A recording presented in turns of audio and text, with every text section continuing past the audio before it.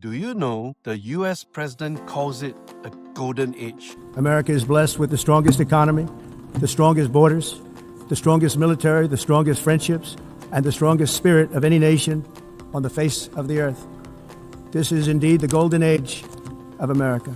The stock market just hit an all-time high again, and half the country is cheering, while the other half is bracing for the crash. Both of them are watching the wrong thing. Because here's what nobody tells you. The market doesn't actually care who's in the White House. Over the last 90 years, stocks have climbed under 8 Republican presidents and 8 Democratic presidents. Same direction. The golden age, the coming crash, both are just stories. What the market really follows is something far more boring and far more useful, a 4-year rhythm. It's called the presidential election cycle, and it's almost mechanical. Years 1 and 2 of any term, historically the weakest, the most volatile. Year 3, the pre-election year, historically the strongest of all 4. Year 4, the election year, usually solid but jumpy. So the real question was never, is the golden age real? It's, where are we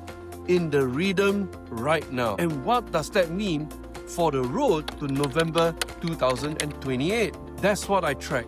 Where institutional money actually moves, the disclosed record, not the political noise. Because whether you love or hate whoever's in charge, letting your politics run your portfolio is how people miss the biggest moves of their lives. Now let me be dead honest with you. This cycle is tendency, not a law. It's broken down. Before, a war, a crash, a pandemic, and any one of them can erase the pattern overnight. And an all-time high is not a green light. It's just a high. Right now, the Fed is saying prices are too high, consumer confidence is weak, and the cheap trade just wobble hard. But we've all looked around and we've seen that prices are too high, and I don't think I'm the only one on this stage that's recommitted to deliver price stability. Records and warning lights at the same time. Anyone who tells you they know what happens next is guessing or selling. No price targets from me, ever. So here's where we actually are. Trump took office in 2025. That makes 2026 right now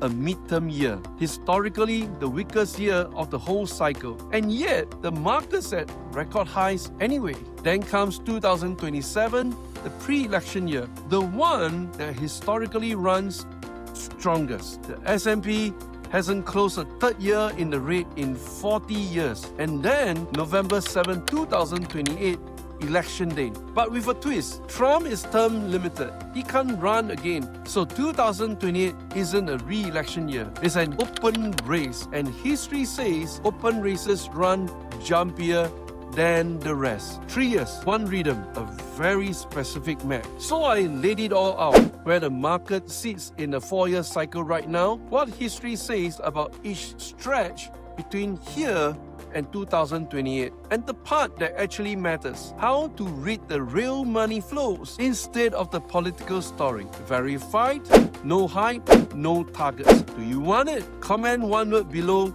golden. Just that, golden. I'll send you the full breakdown, the 4-year rhythm, where we stand on the road to 2028, and how to read the money instead of the noise. The market doesn't care who you voted for. Make sure your portfolio doesn't either.